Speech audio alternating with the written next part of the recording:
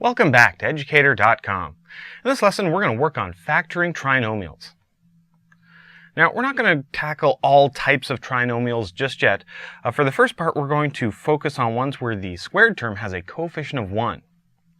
We'll also look at polynomials where we can factor out a greatest common factor. In future lessons, we'll look at the more complicated trinomials. So for one of our first techniques, we really have to dig back in our brains and recall how we used FOIL in order to multiply two binomials together. For example, what did we do when we were looking at x minus 3 multiplied by x plus 1? Well, using the method of FOIL, we would multiply our first terms together, get something like x squared. We would multiply our outside terms together, so 1x. Then we would multiply our inside terms. And finally, we would multiply our last terms together. Sometimes we had to do a little bit of work to clean this up, but as long as we made sure that everything got multiplied by everything else, we were assured that we could multiply these two binomials out. So since we're working with factoring and really breaking things down into a product, you want to think of this process but do it in reverse. So if you had a trinomial to begin with, how could you then break this down into two binomials? Well, since this is the exact same one as before, I'll simply write down the two binomials that it'd break up into. So really, this is the process that we're after, of taking a trinomial, breaking it down into two binomials. Now, in doing so, it's not quite a straightforward process. The way we're going to really attack this is to think of that FOIL process in our minds. This will really help us determine our first and last terms in those binomials. Now, after we've chosen something for those first and last terms, we'll have to check to make sure that the outside and inside terms combine to be our middle term. Sometimes we'll have to do some double checking just to make sure that it really does combine and give us that middle term. Since there are sometimes lots of different options, we may have to do this more than once until we find just the right values that make it work. So watch how that works with this trinomial. I have x squared plus 2x minus 8, and what we're looking to do is really break this down into two binomials. So I'm going to go ahead and write down the parentheses just to get it started. So I first want to determine what should my first terms be in order to get that x squared. Okay, so we're looking to multiply two things together, get an x squared. Well, the only two things that will work will be an x and an x. So we have a good chance that those are our first terms. Now, rather than worrying about the outside and inside just yet, we jump all the way to the last terms. Okay, so that'd be here and here. And I'm looking to multiply them and get a negative 8. Now here's the thing. There's lots of different options that we could have. Could be 1 and 8, and it could be 2 and 4. And we could also look at the other order of these. So maybe 4 and 2, 8 and 1.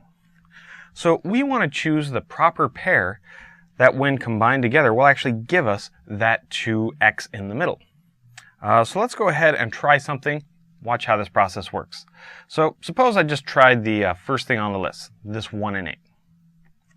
So positive 1, positive 8.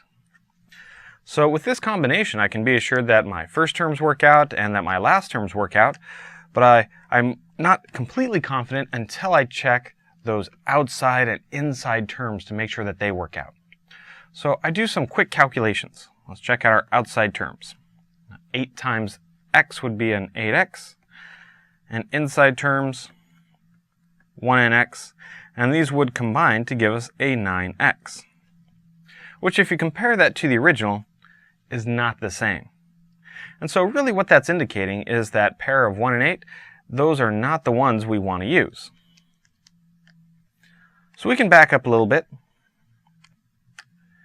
and try another pair of numbers. All right, let me try something different. I'm going to try a positive 4 and a negative 2. Okay? So now when I do my outside and inside terms, I get a negative 2x on the outside, a positive 4x on the inside, and those combine to give me a 2x, which is the same as my middle term. So I know that this is how it should be factored.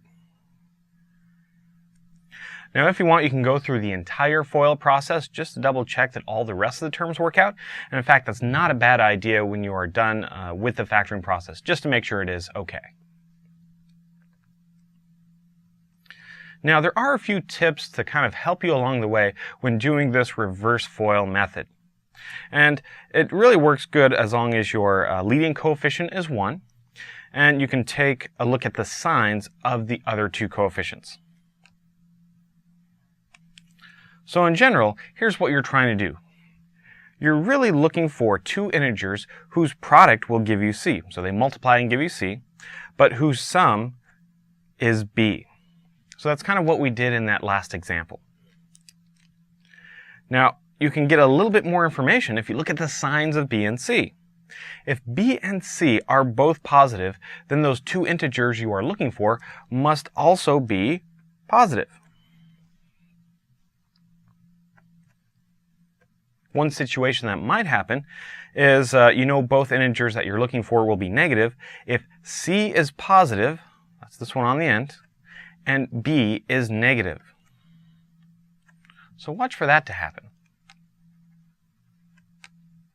And of course, one last thing.